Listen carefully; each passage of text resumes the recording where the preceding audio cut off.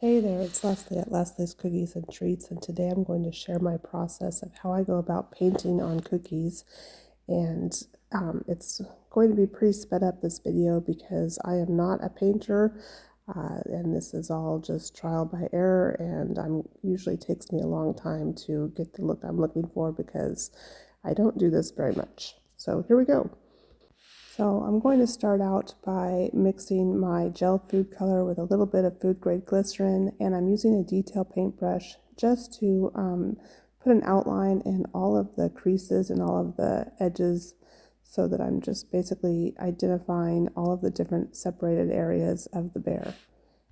So I dip my paintbrush in the gel food color, and then I dip it into the food grade glycerin, and then I wipe off the excess.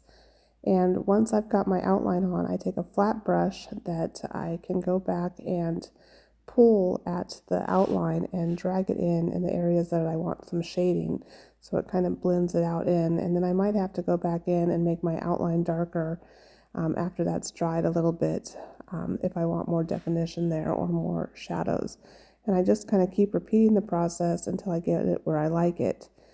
And if I get too much of a color somewhere where I don't like it, I can wash my brush off in some water and then dry the brush on a paper towel, and then I can actually remove color, which is the great thing about dipping your paintbrush in the food grade glycerin, is because it keeps it wet longer, it makes it more workable, and you can erase color if you put it somewhere where you don't like it.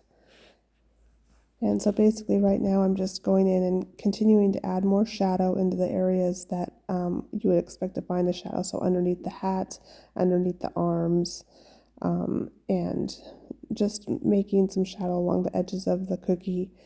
And this is probably the same as what you would do with an airbrush if you use an airbrush machine. I don't have an airbrush machine, so this is how I do it. So again, I'm using my detail brush to apply the color, and then my flat brush to kind of blend it out and create that shadowed area.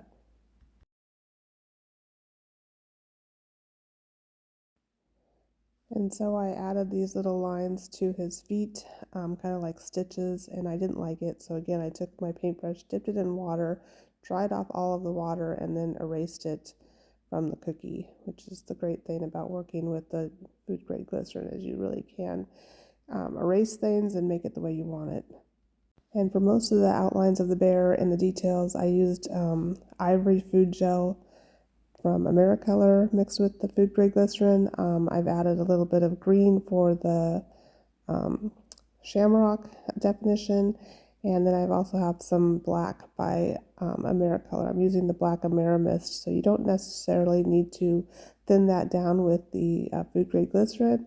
But again, the food grade glycerin does provide a more workable time, and if you want a lighter color of the black, it would definitely thin it down so you have more of a gray. And now I'm just going around the bear, and I'm adding little lines to kind of make it look like fuzz or fur along the edges of all the sections. And if I don't like something, I will erase it again with my flat brush dipped in water. But I'm adding the little lines. I'm doing different colors to kind of give it some variation. So I'm using some black, some of the ivory. At some point I will even add in some of the white, and just to give some little fuzz around the bear and look like he is a very furry guy. And that's pretty much my process. Again, I'm not an artist, I'm not a painter, but this is how I go about adding some extra details and definition to my cookies when I choose to do so. So I will leave a list of all of the products I used in the description, and you can be sure to follow my channel for cookie tutorials and tips and techniques. I have something new posted at least once a week, and I also have a newsletter in case you want to get other tips and tricks and some freebies right to your inbox. You can sign up for that. I'll have recipes and free royal icing transfer sheets and upcoming class announcements, other tips, alerts to videos that might be helpful, and just information that might help you along on your cookie journey. So if you're interested in something like that, be sure to sign up. The link is in my bio, and I'll put the link in the description as well. And now enjoy some Irish music as we finish up this cute little shamrock. Oh, and by the way, I asked people in the first video when we flooded this cookie what we should name this guy. So if you have any naming ideas, please drop that in the comments. Thanks for watching and sticking with me to the end. I appreciate your support. And if there's any cookies that you would like to see me decorate, also go ahead and put that in the comments.